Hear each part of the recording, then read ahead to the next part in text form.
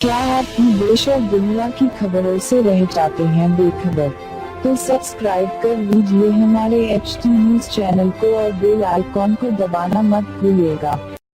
Kolkata night Riders बनाम Chennai super Kings IPL 2018 का 5वां मैच खेला जा रहा है चेन्नई में और इस मैच में ताबड़तोड़ बल्लेबाजी करी आज आंद्रे रसल ने। जी हां, आंद्रे रसल ने 36 गेंदों पे 88 रन लगा दिए, जिसमें उन्होंने 11 छक्के मारे। और आपको बता दें कि इस ताबड़तोड़ बल्लेबाजी को देखने के बाद बॉलीवुड के बादशाह शाहरुख खान भी आंद्रे रसल को देखकर नतमस्तक हो गए। जी हां, जब आंद्रे रसल अपनी पारी खत्म करके डगआउट की तरफ जा रहे थे, तब शाहरुख खान ने उनको सैल्यूट किया। बता दें कि शाहरुख खान KKR के मालिक हैं और वो अपनी टीम को चीयर करने के लिए चेन्नई पहुंचे हुए हैं। और उनकी टीम के खिलाड़ी आंद्रे रसल ने आज उनको बिल्कुल निराश नहीं किया होगा।